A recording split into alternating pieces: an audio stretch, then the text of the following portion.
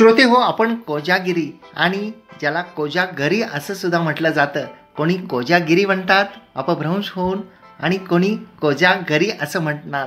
परंतु या कोजागरी पौर्णिमेचं महत्त्व आपल्याला माहीत आहे का? कोजागरी पौर्णिमा हा अश्विन पौर्णिमेला येणारा भारतीय हिंदू संस्कृतीतील खूप महत्त्वाचा असा दिवस मानला जातो आणि इंग्रजी दिनदर्शिकेनुसार जर आपण पाहिलं तर हा सण जो आहे तो बहुधा सप्टेंबर किंवा ऑक्टोबर या महिन्याच्या दरम्यान असतो. कृषी संस्कृतीमध्ये या दिवसाला विशेष महत्त्व आहे आणि हे कमी लोकांना माहीत आहे. कृषी संस्कृतीमध्ये या पौर्णिमेला माणिकेथारी म्हणजे मोती तयार करणारी पौर्णिमा असंही म्हटलं जातं. हिंदू मान्यतेनुसार या पौर्णिमेच्या दिवशी साक्षात लक्ष्मी देवी ही चंद्रमंडळातून येऊन पृथ्वीवर उतरते आणि मध्यरात्री को जागरती हा एक संस्कृत असा शब्द आहे. को जागरती म्हणजे कोण जागत आहे असे म्हणत मनुष्याचे प्रयत्न पाहत पृथ्वी तलावर संचार करीत असते अशी धारणा आहे. मान्यता आहे की कोण जागे आहे याचा मतितार्थ आहे कोण सजग आहे आणि ज्ञानासाठी आतुर आहे असे देवी विचारत येते. आणि प्राचीन आपण जर पाहिलं याचं महात्म्य तर या कोजागरी पौर्णिमेस होणाऱ्या प्राचीन लोकोत्सवाला वात्सायनाने कौमुदी जागर व वामन पुराणाने दीपदान जागर असं म्हटलेलं आहे. बौद्ध काळामध्ये हा उत्सव कशा प्रकारे साजरा होत असे त्याचे वर्णनसुद्धा उन्मादयंती जातकावरून कळते. या दिवशी बळीराजाची पूजा करावी असे वामन पुराणामध्ये सुद्धा सांगितलेले आहे. आणि आपण जर खगोलदृष्ट्या जर याचं महत्त्व पाहिलं खगोलशास्त्राच्या अनुषंगानं तर या दिवशी चंद्र हा पृथ्वीच्या सर्वात जवळ असतो म्हणून तो खूप लोभस भासतो नाही का. पूर्ण चंद्र असतो आणि पृथ्वीच्या खूप जवळ तो आलेला असतो. अश्विन महिन्यामध्ये मध्यरात्रीला असणाऱ्या पौर्णिमेलाच कोजागरी पौर्णिमा म्हणतात. तशी पौर्णिमा आली नाही तर दुसऱ्या दिवशीच्या पौर्णिमेला कोजागरी पौर्णिमा समजली जाते. ज्या दिवशी पौर्णिमा पूर्ण होत असेल त्या दिवशी नवान्न पौर्णिमा ही साजरी केली जाते आणि याचे धार्मिक महत्त्वसुद्धा खूप आहे. या दिवशी करायच्या व्रतामध्ये रात्री लक्ष्मीची आणि ऐरावतावर बसलेल्या इंद्राची पूजाही केली जाते. उपोषण पूजन जागरण या तीनही अंगांना या व्रतात सारखेच महत्त्व आहे. या व्रतात रात्रीच्या पहिल्या प्रहरी लक्ष्मी व इंद्र बळीराजा यांच्या प्रतिमांचे पूजन करतात. मग त्या दोघांना पुष्पांजली समर्पित करतात आणि अशी पूजा झाल्यानंतर पोहे व नारळाचे पाणी देवपित्रांना समर्पून व आप्तेष्टांना देऊन स्वतः सेवन करतात. चंद्राला आटीव दुधाचा नैवेद्य दाखवतात. आपल्याला एवढंच माहीत आहे की त्या दिवशी दूध आटवलं जातं आणि सर्वजण प्राशन करतात. परंतु त्याचं हे महात्म्य आहे. आणि दुसऱ्या दिवशी प्रातःकाळी बळीराजा लक्ष्मीची पूजा करून व सर्वांना भोजन घालून पारणे करतात. ब्रह्मपुराणामध्ये सुद्धा या व्रताची कृत्य थोडी वेगळी सांगितलेली आहेत. रस्ते झाडावेत, घरे सुशोभित करावीत, दिवसा उपवास करावा, गृहद्वाराजवळ अग्नी प्रज्वलित करून त्याची पूजा करावी, चंद्राची पूजा करून त्याला दूध व खिरीचा नैवेद्य दाखवावा. भार्येसह रुद्र स्कंद नंदीश्वर ज्यांच्याकडे गायी असतील त्यांनी सुरभी मेंढे बाळगणाऱ्यांनी, वरुण हत्ती बाळगणाऱ्यांनी, विनायक व घोडे बाळगणाऱ्यांनी रेवंत व निकुंभ या देवतांची पूजा करावी. असं खूप मोठं महात्म्य जे आहे या कोजागरीचं आहे आणि ती वेगवेगळ्या प्रकारच्या पूजा अर्चा करून ती साजरी केली जाते.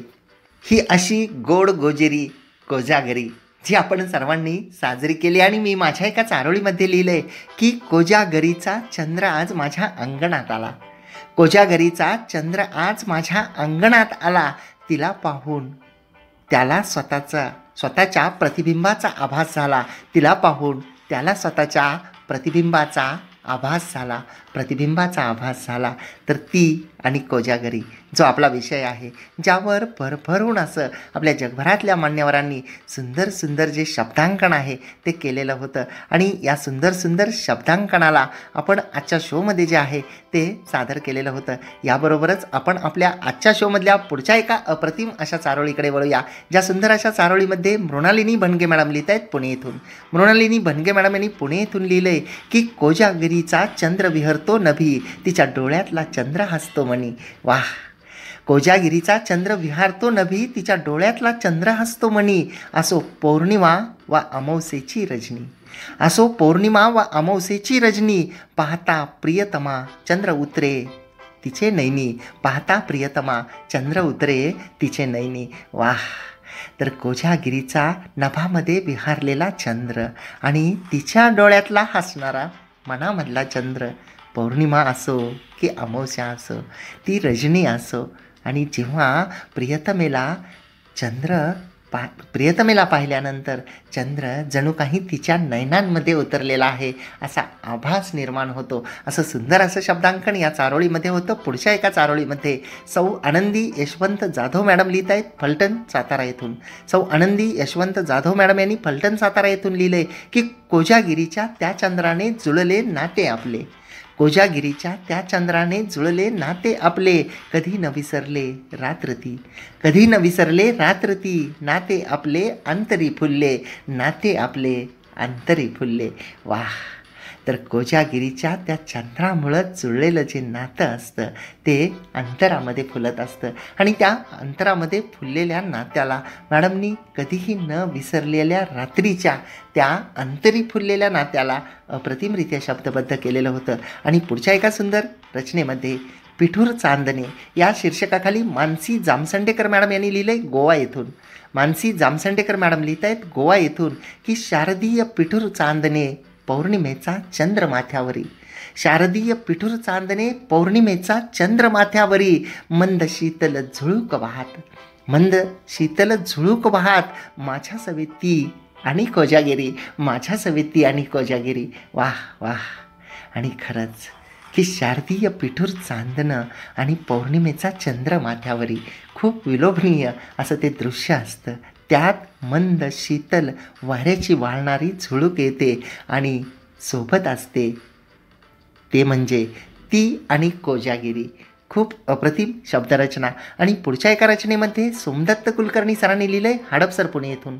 सोमदत्त कुलकर्णी सर लिहित आहेत हडपसर पुणे येथून की आकाशात कोजागिरीचा चंद्र भासे थोडा कोमेजलेला जसा, आकाशात कोजागिरीचा चंद्र भासे थोडा कोमेजलेला जसा, काय सांगू आहे मम जवळी, काय सांगू आहे मम जवळी, तव मुख चंद्रमा फुललेला असा, तव मुख चंद्रमा फुललेला असा. वाह. आणि खरंच आकाशातला कोजागिरीचा चंद्रसुद्धा कोमेजलेला तुझ्या या चंद्रमा पुढं दिसत आहे आणि तो माझ्या जवळ आहे, ज्याचा मला अभिमान आहे. असं खूप अप्रतिम आणि सुंदर असं शब्दांकन सरांच्या या रचनेमध्ये होतं. पुढच्या एका रचनेमध्ये मेघा अर्बुज मॅडम यांनी लिहिलंय सिंहगड रोड पुणे येथून.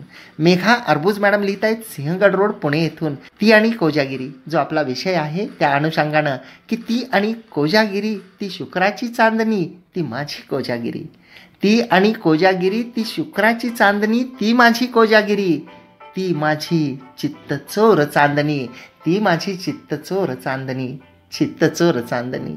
वाह.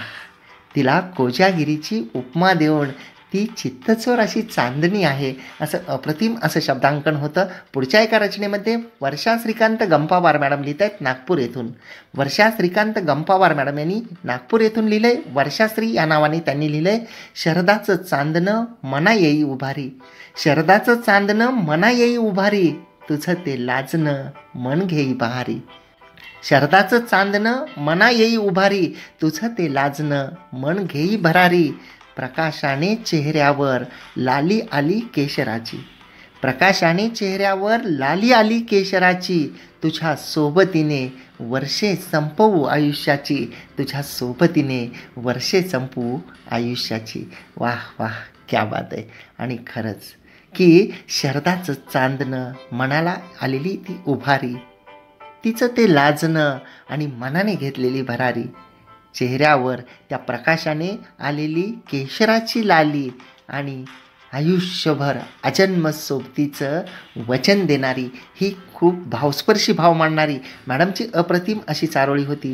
पुढच्या एका सुंदर चारोळीमध्ये सुनीता नाईक मॅडम लिहित आहेत कुरळी पुणे येथून. सुनीता नाईक मॅडम यांनी कुरळी पुणे येथून लिहिलंय की निरभ्र आकाशात शोभे कौमुदीचा थाट, निरभ्र आकाशात शोभे कौमुदीचा थाट, जणू कोजागिरी पुनवेची धरती पाहत आहे वाट, जणू कोजागिरी पुनवेची धरती पाहत आहे वाट. आणि खरंच की दरवर्षी आपण कोजागिरीची वाट पाहत असतो.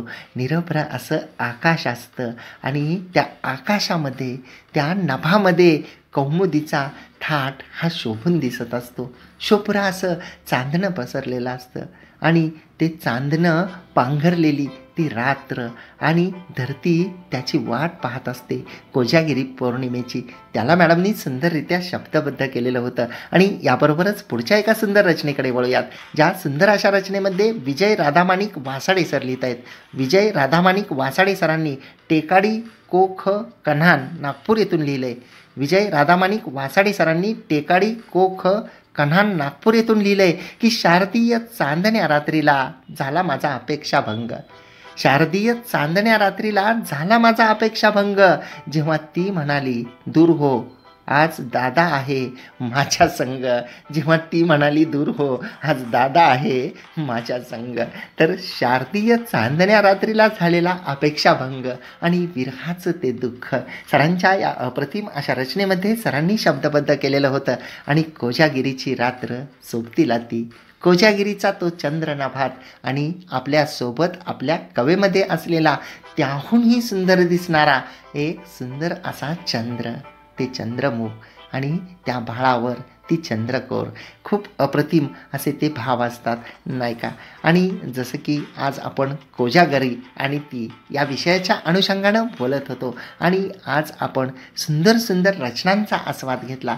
आपण आज कोजागरीबद्दल बोललो. आपला हा शो, हा खेळ शब्दांचा, हा रेडिओ पुणेरी आवाज 107.8 FM वर 4 वर्ष पूर्ण केलेले आहेत आपण तुमच्या सर्वांच्या सहकार्याने, तुमच्या सर्वांच्या सक्रिय अशा सहभागाने. आणि आपण मार्च महिन्याच्या 3ऱ्या रविवारी आपल्या या शोला अखंडितपणे निरंतरपणे चाललेल्या या शोला 5 वर्षे पूर्ण करत आहोत. आणि जगभरातल्या साहित्यिक मान्यवरांसाठी आपल्या रेडिओ पुणेरी आवाजने हे खूप मोठं व्यासपीठ जे आहे ते निर्माण करून दिलेलं आहे. आणि तुमच्या मनातले भाव, तुमच्या शब्दामध्ये उतरलेले प्रत्येक विषयावरचे जे भाव असतात ते मी श्रोत्यांच्या हृदयापर्यंत पोहोचवण्याचा प्रयत्न करत असतो. मी फक्त माध्यम आहे. आणि खरे जे आहेत याचे श्रेय जे खरं जातं ते तुम्ही सर्व साहित्यिक मान्यवर, हे या साहित्याला भरभरून असे दाद देणारे जे आपले श्रोते आहेत त्या श्रोत्यांना आणि अर्थातच रेडिओ पुणेरी आवाजला, ज्यांनी आपल्याला एवढं मोठं प्लॅटफॉर्म दिला. आणि श्रोते हो, मी माझ्या एका चारोळीमध्ये लिहिलं आहे. या चारोळीने मी आपल्या आजच्या शोचा समारोप करतो आहे. आणि मी माझ्या चारोळीमध्ये लिहिलं आहे की तूच चंद्र माझा आणि तूच माझी कोजागरी, तूच चंद्र माझा आणि तूच माझी कोजागरी, गोजिरे रूप तुझे नि तूच माझी दुनिया सारी, गोजिरे रूप तुझे नि तूच माझी दुनिया सारी, तूच माझी दुनिया सारी.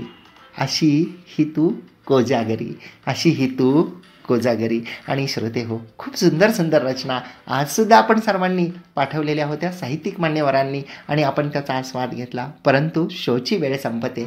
मला आजच्या शोपुरती तुमची रजा घ्यावी लागणार आहे. हो, पण मी तुम्हाला पुन्हा भेटायला येणार आहे नवीन मान्यवरांसह आणि नवीन विषयांसह पुढच्या रविवारी दुपारी ठीक 2 वाजता.